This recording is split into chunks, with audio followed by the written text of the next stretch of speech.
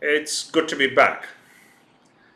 In fact, I wanted to spend a little bit of time today talking to you about leaders who tend to postpone high stakes conversations. And if you think about it, there are a number of reasons why they primarily do so. And when you think about it, it's actually about conflict avoidance. And there are a number of ways that leaders avoid conflict. The first way is rationalizing using time. They go ahead and say, you know what, rather than having this conversation now, I can actually go ahead and have it sometime in the future. Why go ahead and rush in to solve something that can wait? The other ways in which they tend to rationalize this delay of having crucial conversations is to say, maybe I don't think it's too much of an issue, or maybe there is a struggle in how I will communicate this. Sometimes I have come across leaders who tend to use technology to dehumanize the interaction. They're primarily saying, you know what, I will rather send them over chat so that they know exactly how I feel rather than having this conversation. Lastly, I have seen some leaders who try and outsource the crucial conversation, saying, hey, Sam, why don't you go ahead and get this done for me?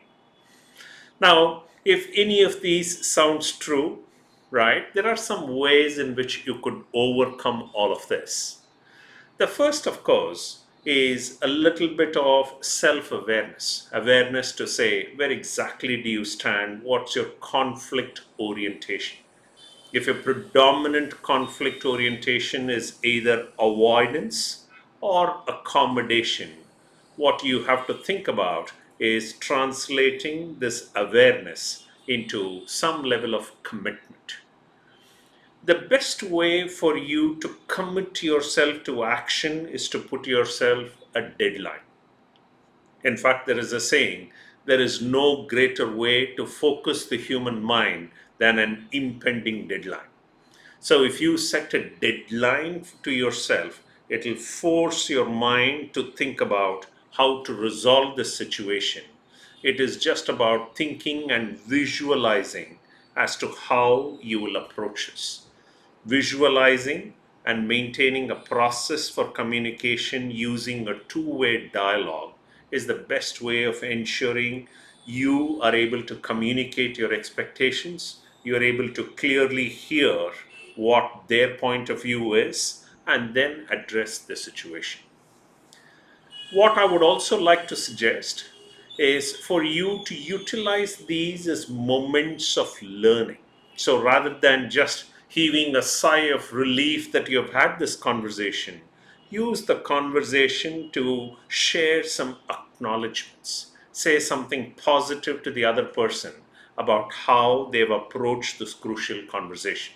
Go ahead and share how you feel and use this as an opportunity to strengthen the relationship. Use positive strokes to strengthen the relationship.